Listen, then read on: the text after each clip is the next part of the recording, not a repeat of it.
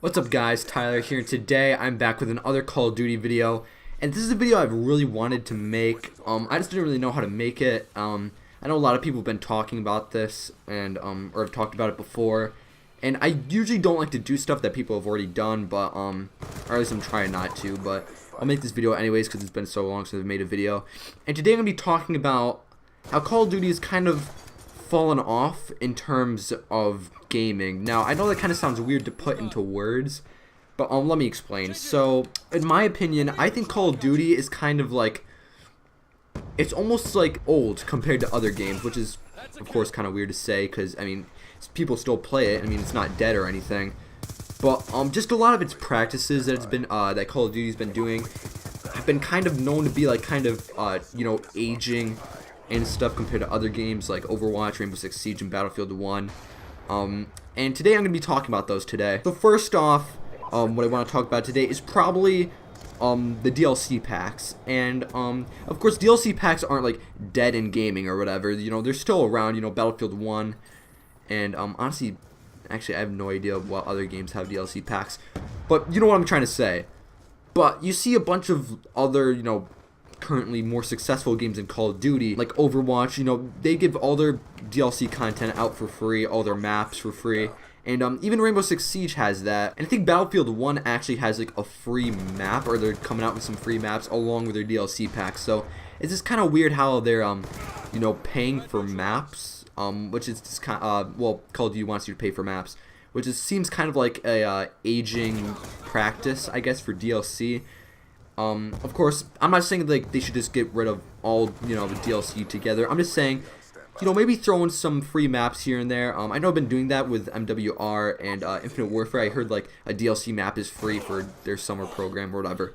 So I see. So they know about it. They'll probably do something like that World War II. But yeah. All right. Second is probably the most troublesome, and that's the DLC guns. Now, of course, we all know Call of Duty now is infamous for its ridiculous DLC guns and how hard it is to get them. More so in Black Ops 3, it was impossible to get any gun unless you spent a bunch of money on it or just grinded the game like a madman. And it's weird because, like, of course, you know, a lot of sports games like 2K and FIFA, they have Ultimate Team, which is kind of like a card-based system where you buy packs and you open them. And pretty much every game wants to replicate that to get more money, and Call of Duty for some reason has it. I don't know why.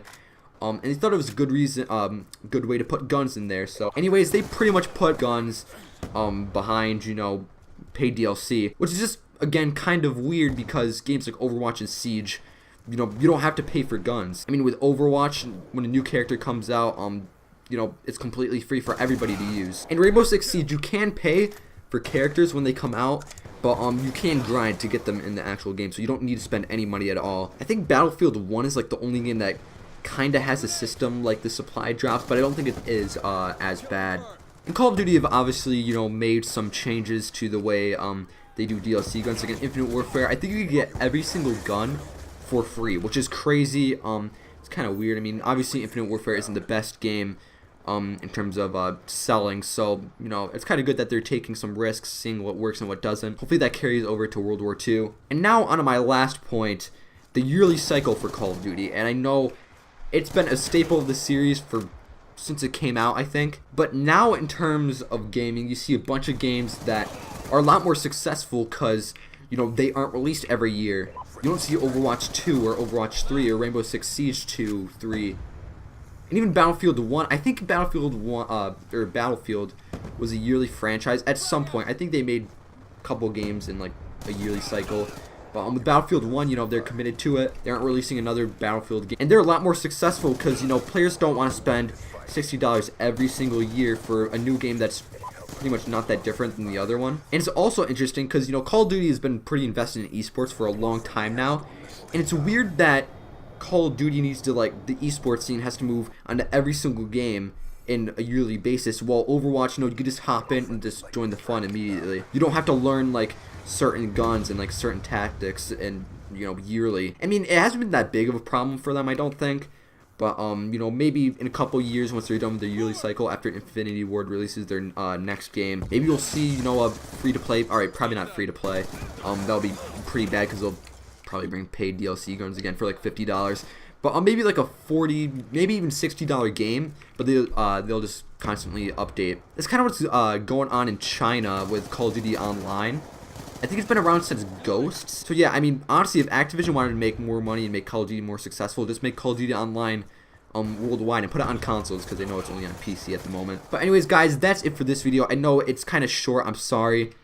Honestly, I just haven't had that many great ideas for videos, but I think this is a good way to like kick off, the summer videos. And yeah, guys, if you enjoyed, remember to hit that like button and subscribe. I really appreciate it. And anyways, guys, I'll see you in the next video. Peace.